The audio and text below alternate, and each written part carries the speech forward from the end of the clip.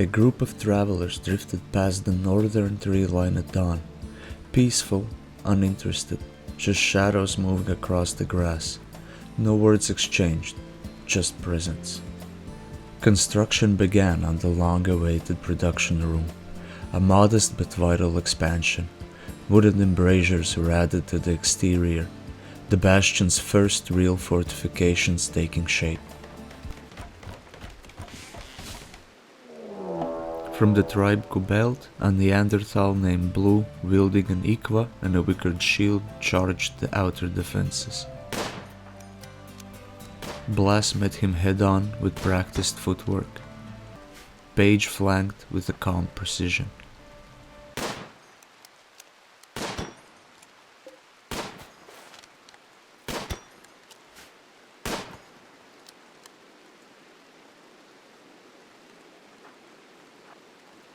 Blue fell before reaching the walls, the bastion's new defenses untested, but not unneeded. With the production room complete, new stations were queued: stone cutting bench, electric tailoring station, and a research table. The bastion slept, all but Ali, who vomited into the grass beside the dining area. Food poisoning.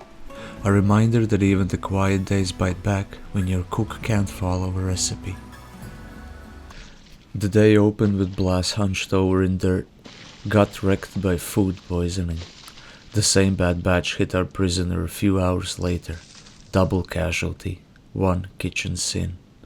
We still don't know who cooked that meal, but justice is coming. Maybe. Production room complete. Machines installed. Progress paused. Because no one knows how to mine.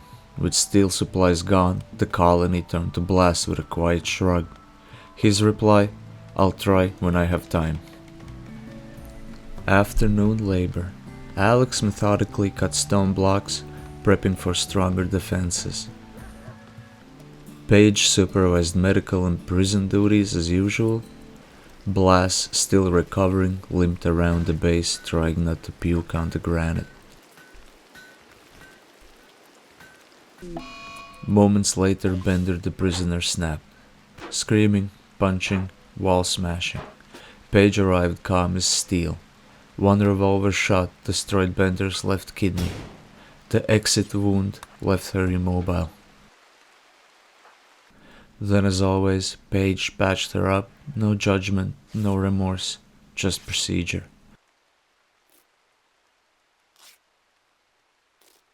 The bastion's peace holds, but the cracks are louder now.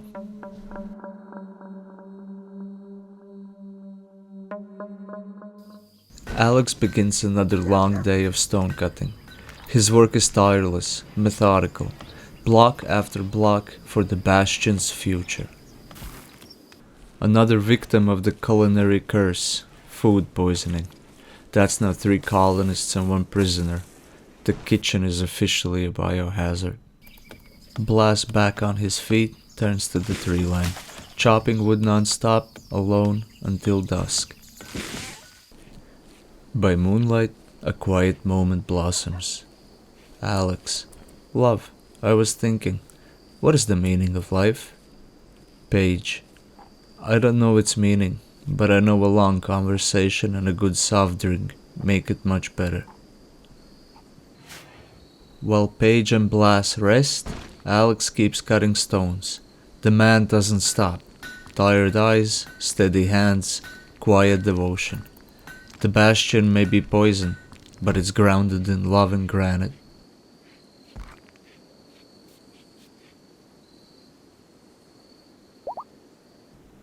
Blas stumbles out of bed, immediately vomits in his doorway.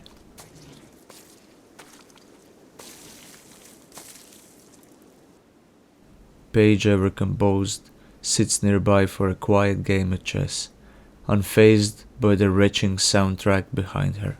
Alex, well rested, grabs breakfast and returns to stone cutting, like it's his full-time religion.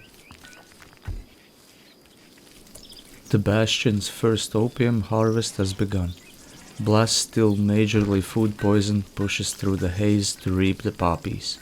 His stomach's in knots, his spirit isn't. Paige passes Blas as he's harvesting poppies. He leans in. Another romantic attempt. Another miss. Second rebuff. You'd think food poisoning might dull the sting. It doesn't. The day ends on a note of quiet change. The first day of summer settles over Hollow Bastion. Sick, tired, but standing. Blas, after days of side-eyeing ore, finally figures out mining. He approaches his first steel chunk like a man facing his own reflection, and makes progress. Bastion hears the clang of purpose echo through the hills. Thanks to Blas' modest steel haul, Alex completes the research bench. One more link in the chain of progress. The team begins planning a walk-in freezer to preserve precious meat supplies. But as momentum builds, Blas is pulled back to the fields. The plants won't harvest themselves, and the freezer plants stall. Steel shortage again. Blas is doing everything, and it shows. Outside temperatures hit 31 degrees, a warning shot from summer. No heat wave yet, but it's coming. The Bastion feels it. Blas, as ever hopeful, tries again with Paige before bed.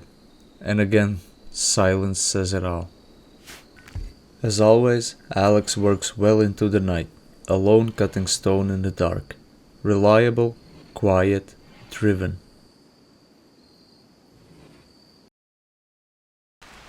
Heavy rain drums over Hollow Bastion all night, but sleep holds steady.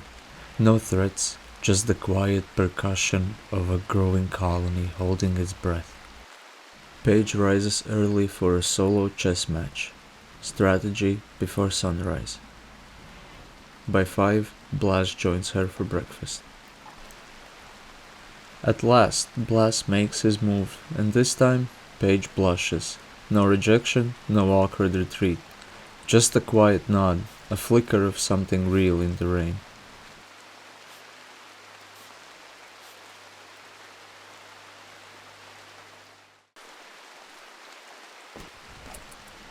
Back to purpose. Alex eats, then returns to the stone blocks. Blas heads back into the mines. He's starting to get a hang of this. Paige keeps the colony spotless, walking through the puddles to tidy up the bastion. Still no break in the rain.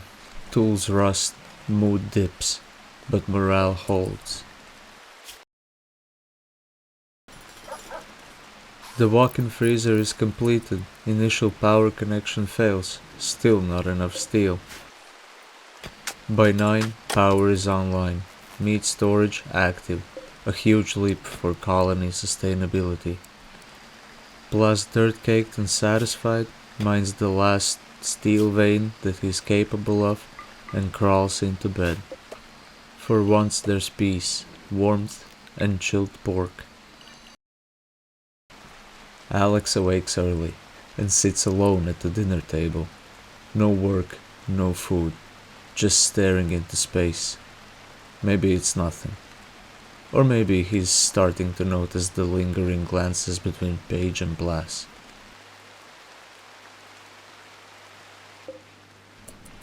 Paige enters. Alex leaves immediately.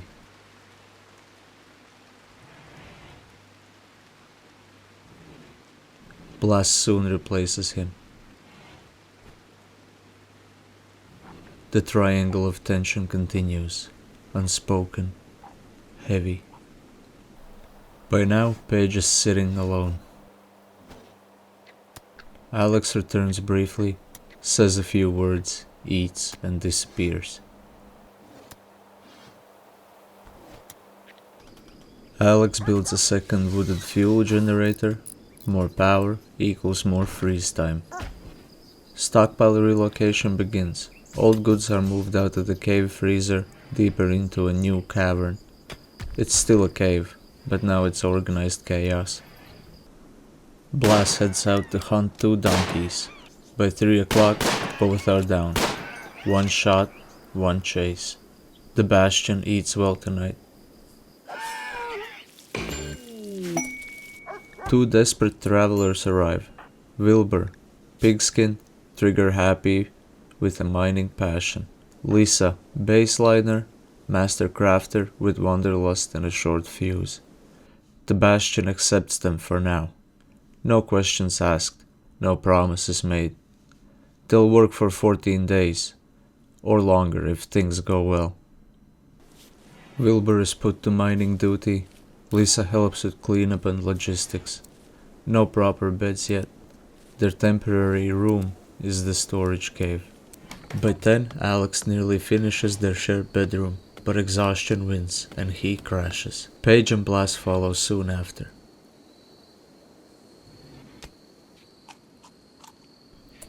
In the dark, Lissa quietly claims one of the finished beds. Wilbur lies curled up on the cold cavern floor, steel dust in his nostrils, no pillow but his own regrets. Wilbur and Lissa rise first, disciplined, efficient. Moments later, Alex, Paige and Blas join the morning rhythm. The Bastion now breathes in 5 voices, but one's starting to choke. Wilbur has a meltdown over his leather clothes. Despite sleeping on the bare stone floor, this is what breaks him. His mood dips sharply, and the day's only just begun. Dressers are built in every bedroom, minor comfort gains. Alex begins upgrading wooden embrasures to slate just to keep busy. Paige, however, looks lost. For once, no medical duties, no one to arrest or patch up. She doesn't quite know what to do with herself. A binging party kicks off. No real supplies, no fine meals, just the vibe. It's a strange celebration, but spirits rise slightly. Wilbur, however, cracks under the leather plus party pressure. Wilbur storms the kitchen in a food binge. He's stress eating while others are trying to dance to non-existent music. Wilbur smokes opium. One hit, addicted. Just like that, Hollow Bastion gains its first drug liability. The party keeps going around him. No one notices or cares. Everyone's asleep. Wilbur is still awake, still high, still eating, still in leather. The Bastion has a problem, and its name is Wilbur.